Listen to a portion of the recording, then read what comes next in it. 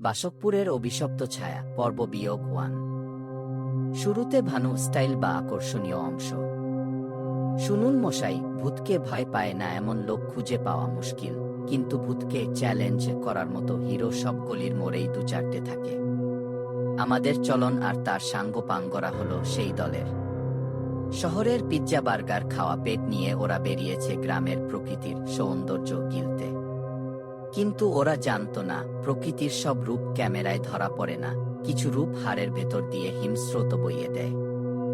চলন বেচারা বারবার বলেছিল, ওরে যাস না, ও গ্রামটা দিনের বেলাতেই ঘাড়ের ওপর নিঃশ্বাস ফেলে, কিন্তু কে শোনে কার কথা। রাঘব আর রনির ভাবটা এমন যেন ওরাই ভূতের কান মলে দিয়ে আসবে।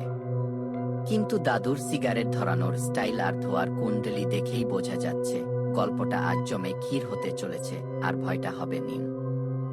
আপনার গল্পের অংশটুকু এখানে থাকবে। পরের পর্বের জন্য বিশেষ text, the real horror is coming. দাদু ধোয়ার শেষ কুণ্ডলিটা ছেড়ে দিয়ে পরেশের দিকে এমনভাবে তাকালেন, মনে হলো চোখের মণি দুটো যেন একটু বেশি ইজবলজবল করছে। চারিদিক হঠাৎ নিস্তব্ধ। চিনি পোকার ডাকটাও যেন এক নিমেষে বন্ধ হয়ে গেল।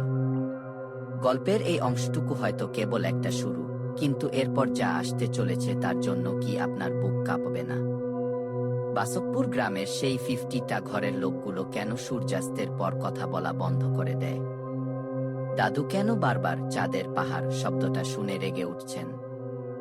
আর সবথেকে বড় প্রশ্ন, চলন কি জানত তার বন্ধুদের সে কোনো নরকের দরজায় নিয়ে এসেছে?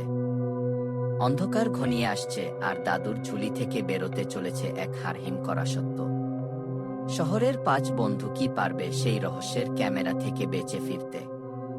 নাকি তারা নিজেরাই কোনো গল্পের অংশ হয়ে থেকে যাবে? অপেক্ষা করুন। আসল আতঙ্ক, দ্য রিয়েল হরর, আসছে পরবর্তী পর্বে।